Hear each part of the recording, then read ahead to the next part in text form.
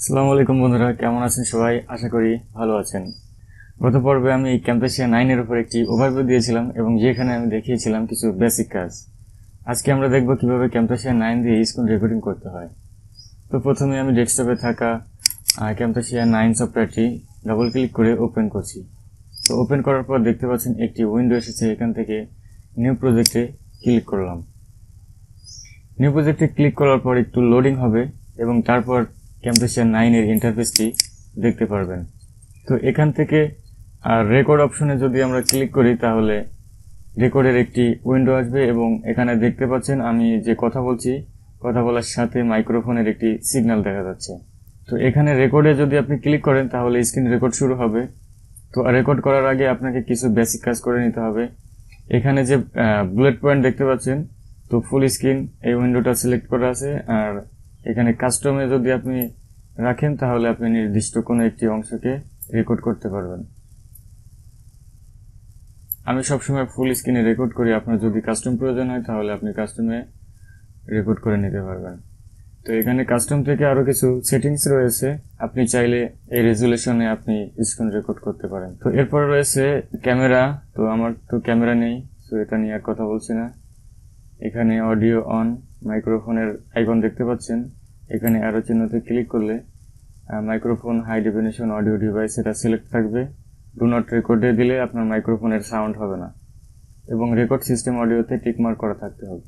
এরপর দেখতে পাচ্ছি অপশনে গেলে আমরা আরো কিছু সেটিংস দেখতে পাবো। এখানে আপনার ভিডিও ফ্রেম রেট কত হবে, তো সেখানে এটা আপনি সিলেক্ট করে দিতে পারেন। তো ডিফল্ট 30 দেওয়া আছে, এটা হাই, এটাই থাকা উচিত। এবং নিচে মাইক্রোফোনের বিট দেখতে পাচ্ছেন। এরপর রয়েছে হটকি। তো হটকির মধ্যে রয়েছে রেকর্ড এবং পজ। তো রেকর্ড এবং পজ দেখতে পাচ্ছেন। F9 যদি আপনি প্রেস করেন তাহলে রেকর্ড হওয়া শুরু হবে এবং আপনি যদি রেকর্ড করার শেষে স্টপ করতে চান তাহলে F10 প্রেস করলে স্টপ হবে। তো এই দুটি কাজ আমাদের জানা প্রয়োজন, জানা জরুরি। এই দুটি কাজ আমাদের মুখস্থ করে রাখতে হবে, F9 এবং F10। এরপর রয়েছে প্রোগ্রাম। তো এখানে তেমন কোনো কাজ নেই, তাহলে চলুন আমরা এই হটকির কাজটা একটু দেখে নেই। তো এখন আমি কিবোর্ড থেকে F9 প্রেস করছি। দেখতে পাচ্ছেন F9 প্রেস করার পর স্ক্রিন রেকর্ড শুরু হয়ে গেছে। তো এখন যদি আমি কিবোর্ড থেকে F10 প্রেস করি তাহলে দেখতে পাচ্ছেন আমার ফাইলটি সেভ হয়ে গেছে। তো ক্যাম্পেসিয়া 9 এমন একটি সফটওয়্যার যেটাকে এডিট করার জন্য আপনাকে এক্সটার্নাল কোনো সফটওয়্যার ব্যবহার করা লাগবে না। ক্যাম্পেসিয়া 9 এখানে এই সফটওয়্যার দিয়ে আপনি ভিডিও এডিট করতে পারবেন। তো এটি হচ্ছে বড় সুবিধা। আমি এখান থেকে কেটে দিচ্ছি। আবার যদি আমি রেকর্ডে যাই, তো এরপর রয়েছে ইফেক্ট থেকে অ্যানোটেশনে যদি যাই তাহলে এখানে দুইটি অপশন দেখতে পারবো, এই add system stamp, add caption.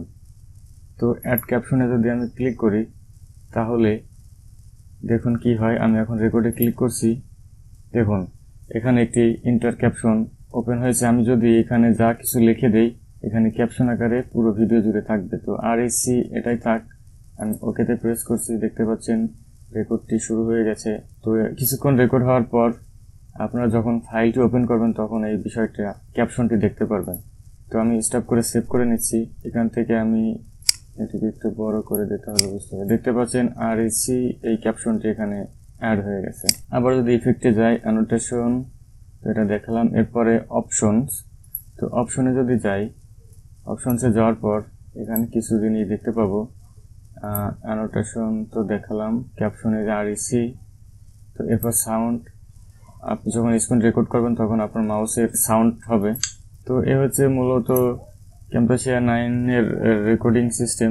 তো এর বেশি আর কিছু শিখার নেই। তো বন্ধুরা, এই ছিল ভিডিওটি ভালো লাগলে অবশ্যই একটি লাইক দিবেন, বন্ধুদের সাথে শেয়ার করতে ভুলবেন না, আর আমার চ্যানেল সাবস্ক্রাইব তো মাস্ট।